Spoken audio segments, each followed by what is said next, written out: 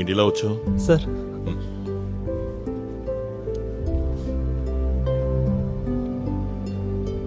ఏంటి విషయం? అది రా.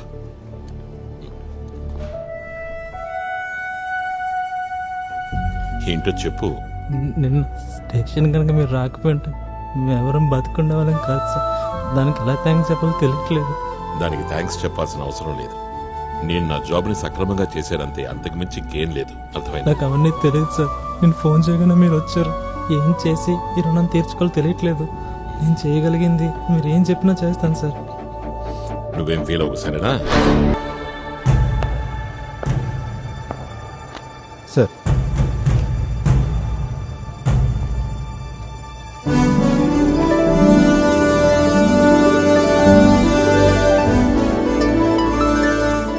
సీఎం ఆఫీస్ కనెక్ట్ చేయండి. ఈ బిల్ పార్లమెంట్ లో ప్రవేశపెట్టడం జరిగింది ముఖ్యమంత్రి కల్లూరి చంద్రం సూచనలతోనే. ఆ బిల్ని అసెంబ్లీలో ప్రవేశపెడుతున్నారన్న వార్త ప్రజల్లో, ప్రతిపక్ష పార్టీల్లో తీవ్ర ప్రకంపనలు సృష్టిస్తోంది.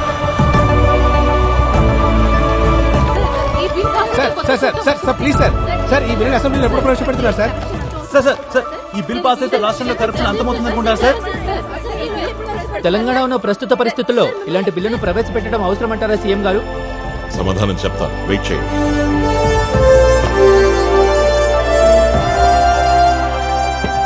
Hello sir. చెప్పు. సార్ అందరూ కొంచెం హెజిటేటెడ్గా ఉన్నారు సార్. ఈ బిల్లు వెనుకున్నది మీరేనని ఎలాగో లీక్ అయిపోయింది సార్. ఒక విషయం తెలుసా మీకు? రహస్యంగా ఉండాలంటే మాక్సిమం ఆ విషయం ఇద్దరి మధ్యనే ఉండాలి. ఆ రోజు అక్కడ మనం ముగ్గురు ఉన్నాం.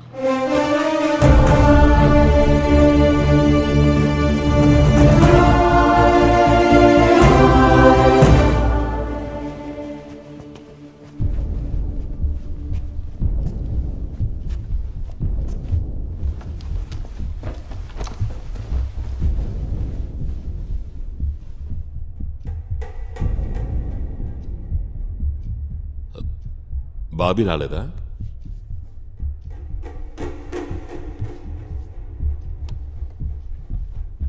నేను ఈరోజు అర్జెంట్ మీటింగ్ అని పిలిచింది. ఇంకేం మాట్లాడద్దు సీఎం. ఈరోజు మేం మాట్లాడతాం, అలాగే కూర్చుని మీరు వినండి. మనం ఈ రాష్ట్రంలో అధికార పక్షంగా ఉన్నాం. మనం అంటే అందరం. మీరు బిల్ అసెంబ్లీలో ప్రవేశపెడితే అది పాస్ అవ్వాలి. అవ్వకపోతే రాజీనామా చేసి మనం ఇంకో ఎలక్షన్కి సిద్ధపడిపోవాలి. అయ్యో ఏంటి సార్ మీరు మాట్లాడేది? మన సీఎం బిల్ ని ప్రవేశపెట్టిన తర్వాత అది పాస్ అవ్వకుండా ఉంటుందా? ఎందుకు మీరందరూ ఈ బిల్లుని వ్యతిరేకిస్తున్నారు? దాన్ని అసెంబ్లీలో ప్రవేశపెట్టనివ్వండి, అప్పుడు చూద్దాం. సీఎం అంత కాన్ఫిడెంట్ గా ఉన్నప్పుడు బిల్ని అసెంబ్లీలో ప్రవేశపెట్టనివ్వండి సార్. అదప్పుడు ఏం నువ్వు అనేది? ఈ చెత్త బిల్ ని సపోర్ట్ చేస్తే చివరికి నష్టపోయేది మనమే. అది నిజమే.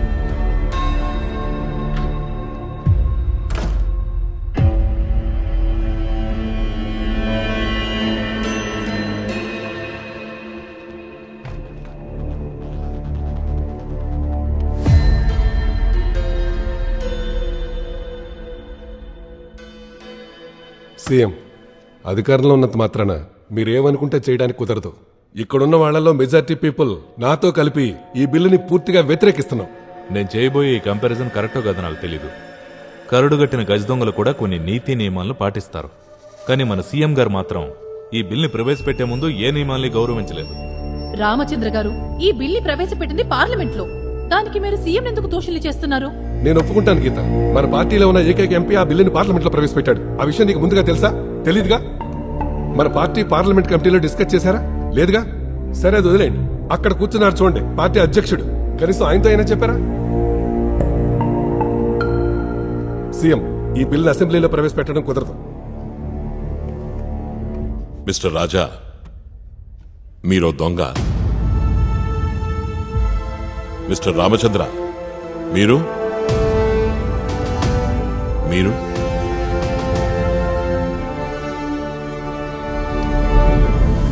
మీరందరూ మంచివాళ్లే అయితే మరి ఈ బిల్లు గురించి మీకెందుకు భయం? మీరు ప్రజలకు సేవ చేయండి. అప్పుడు వాళ్ళు 5 ఏళ్లు కాదు 50 ఏళ్లు మిమ్మల్ని ఎన్నుకుంటారు. వాళ్ళు మిమ్మల్ని నమ్ముతారు, ప్రేమిస్తారు, తోడుగా ఉంటారు. అది చరిత్ర. ఇక్కడ మాత్రమే కాదు, ప్రపంచంలో ఉన్న అన్ని ప్రజాస్వామిక దేశాల్లోనూ అంతే. ఈ బిల్లును అసెంబ్లీలో ప్రజెంట్ చేస్తాను. అది నా బాధ్యత. ముఖ్యమంత్రిగా నేను ప్రజల పక్షాన నిలబడ్డం నా రెస్పాన్సిబిలిటీ.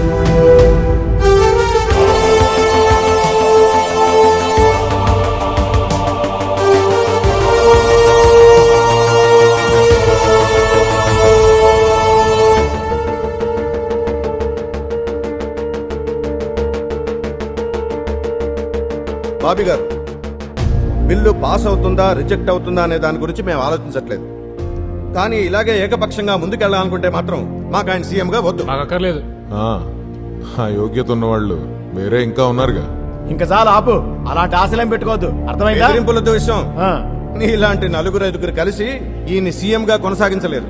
ముఖ్యమంత్రిని ఎన్నుకోవడానికి కూడా ఒక ప్రజాస్వామ్య ప్రక్రియ ఉంటుంది. అర్థమైందా? బాబీ గారు, ఇక్కడున్న వాళ్ళలో మెజారిటీ ఎమ్మెల్యేల అభిప్రాయాన్ని సత్యనారాయణ ఎక్స్ప్రెస్ చేశాడు. మీరు సీఎంగా ఇంకా ఆయన పార్టీ ఏ తీర్మానం చేసినా నేను దానికి కట్టుబడి ఉంటాను. దానిలో ఎలాంటి మార్పు ఉండదు.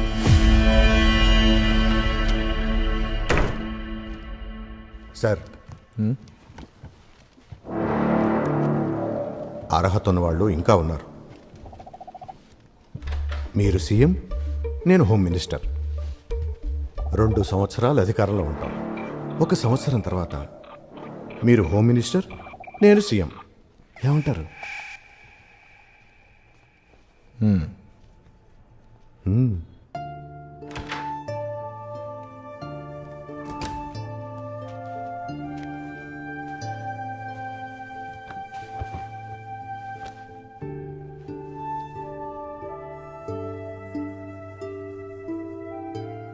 మన ఇద్దరం కలిసి ఒకే రోజు పార్టీలో మెంబర్షిప్ తీసుకున్నాం.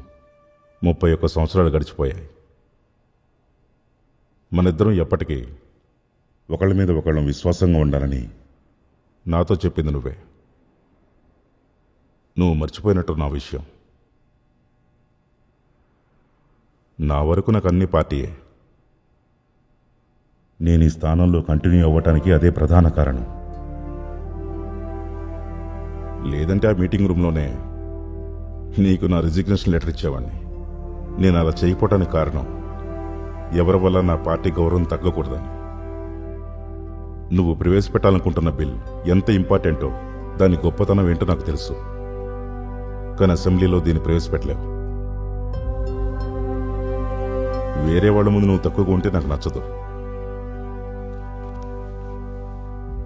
మనిద్దరినీ రాజకీయ దృక్పథం, సైద్ధాంతిక విలువలను దాటి ఏదో బంధం దగ్గరగా ఉంచింది.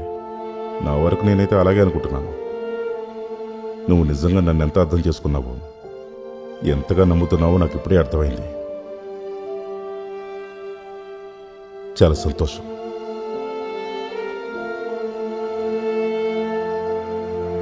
బాబీ,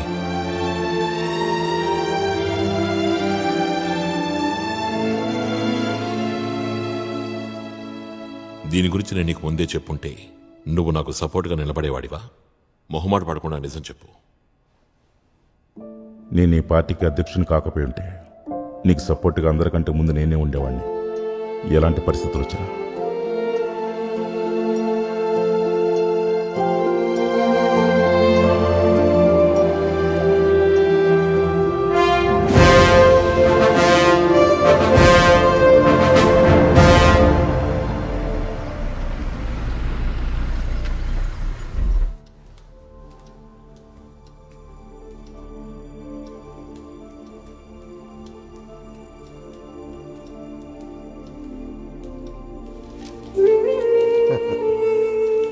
శివయ్య గారు, ఇల్లు ఎదిరిపోయింది.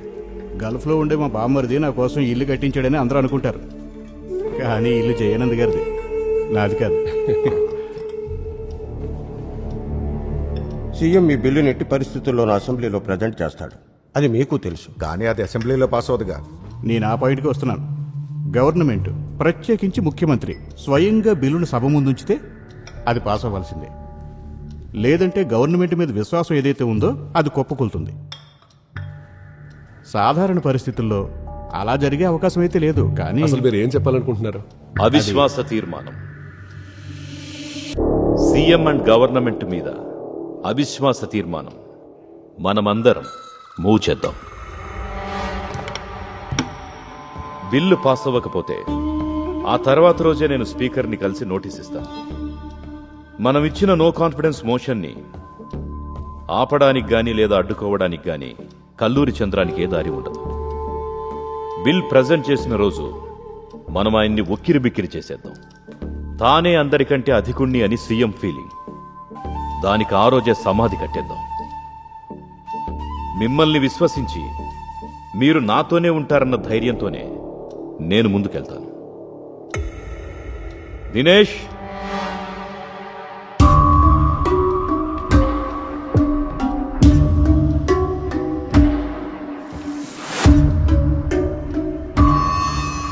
ఈ బిల్ వెనకుంది సీఎంఏనని నాకు ఇన్ఫర్మేషన్ ఇచ్చిన దినేష్కి ఇదే నా ఓపెన్ ఆఫర్. ఒక ఎంపీ కంటే విలువైంది నీకు ఇస్తాను దినేష్, మన రాష్ట్ర కేబినెట్లో మంత్రి పదవి. రా. ఈ బిల్ నేను పార్లమెంట్లో ప్రజెంట్ చేసినప్పుడు అది అక్కడితోనే క్లోజ్ అయిపోతుంది అనుకున్నాను. బట్ సీఎం మనసులో వేరే క్యాలిక్యులేషన్స్ ఉన్నాయి. ఆయనకు తెలుసు ఎలక్షన్స్కి ముందు ఇమేజ్ బూస్ట్ చేసుకోవడానికి కేంద్రం ఈ ఛాన్స్ వాడుకుంటుందని. అనుకున్నట్టుగానే జరిగింది. ఇలాంటి రాజకీయ ఎత్తుగళ్లను అమలు చేయడంలో, భవిష్యత్తును ఊహించడంలో ఆయనకు ప్రత్యేకమైన టాలెంట్ ఉంది. ఎలక్షన్స్ వచ్చి మనం గెలిస్తే ఈ స్టేట్కి హోమ్ మినిస్టర్ మీరే. చాలా రోజుల నుంచి ఎదురు చూస్తున్నారుగా. రాజాకి రెవెన్యూ. ఓ దినేష్, ఈ పోర్ట్ఫోలియోలు కాకుండా నీకేం కావాలంటే అది. మరి సీఎం ఎవరయ్యా? జయానంద్ గారు. ఇందులో పెద్దగా న్యాయం అన్యాయం అంటే ఏం లేదు. రాజకీయాలు ఇంకెంత మాత్రం ప్రజాసేవ కోసం కాదు. ఇదొక వ్యాపారం. వ్యాపారం చేసేటప్పుడు నాకు లాభం కావాలి, మీకు లాభం రావాలి. అంతే కదా? కరెక్ట్ కదా? Correct sir. Thank you.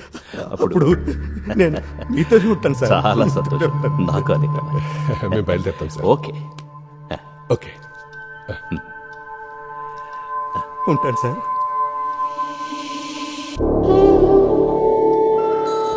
జయానా, CM మీ బిల్లుని అసెంబ్లీలో ప్రజెంట్ చేస్తే దానికి అనుకూలంగా ఉండేవాళ్ళు మన సైడ్ కూడా కొంతమంది ఉన్నారు. అది మర్చిపోవద్దు. ఇంకా సత్యనారాయణ గురించి మనకు తెలుసు కదా, చివరి నిమిషంలో అతను ప్లేట్ ఫిరాయించే అవకాశం ఉంది.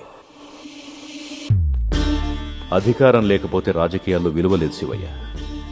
బిగ్ ఆపర్చునిటీ మన తలుపు తట్టినప్పుడు వీడిలాంటి పనికి మాలిన వాళ్లను కూడా వెంటుంచుకోవాలి.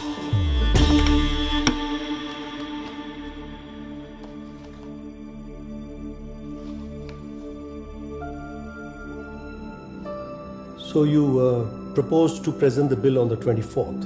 Yes, Your Excellency. But why in the old assembly hall? It was there. I stepped for the first time as an MLA. It was there. So many historical bills were presented. That is my sentiment. Oh, nice. I appreciate your effort. Thank you. And your good intentions. But you know there are so many ifs and buts in this. Yes, Your Excellency.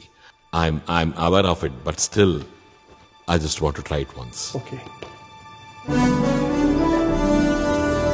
All the best. Wish you all the best. Thank you, Your Excellency.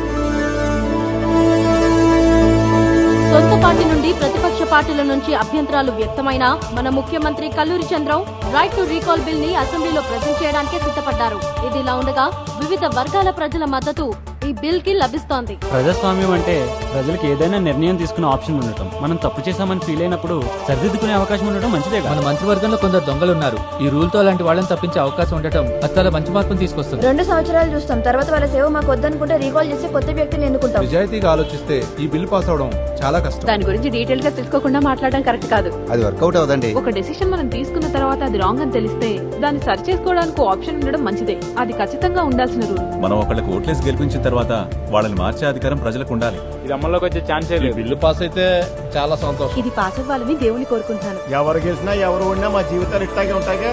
చాలా మంది అవినీతిపరులు ఈ bill pass అయితే మంత్రి పదవులు కోల్పోతారు. దానివల్ల మా లాంటి సామాన్యులకు మేలు జరుగుతుంది. ఈ బిల్లు పాస్ అవుతుందన్న నమ్మకం. అంత సులభం కాదు. ప్రాక్టికల్ గా చాలా కష్టం దీన్ని అమలు చేయడం. పాజిటివ్ నెగిటివ్ రెండు చెక్ చేసి కరెక్ట్ అనుకుంటేనే ఈ బిల్లుని పాస్ చేస్తే బెటర్. దీన్ని ఎవరు సపోర్ట్ చేస్తే నేను వాళ్ళకే ఓటేస్తాను. నేను దీన్ని సపోర్ట్ చేస్తున్నాను. ఈ బిల్లు పాస్ అయితే అవినీతే ఉండదు. అవుతుంది ఖచ్చితంగా పాస్ అవుతుంది.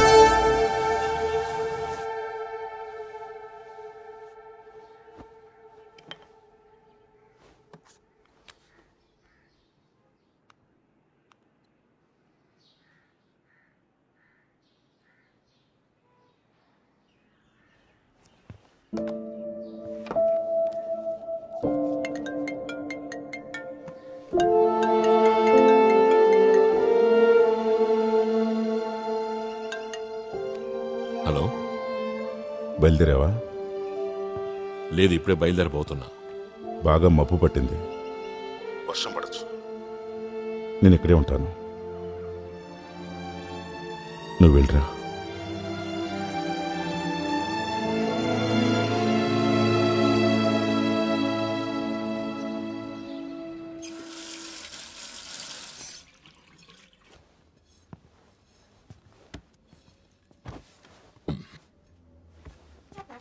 అంకుల్,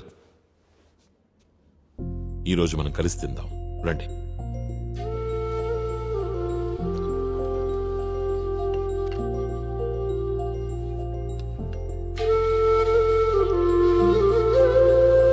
తినండి.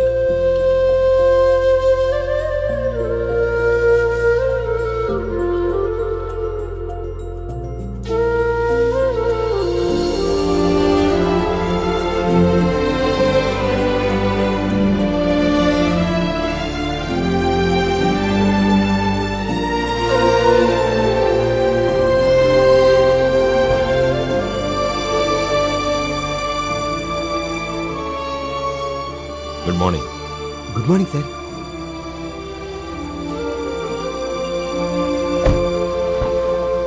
మునీర్ సార్ పద.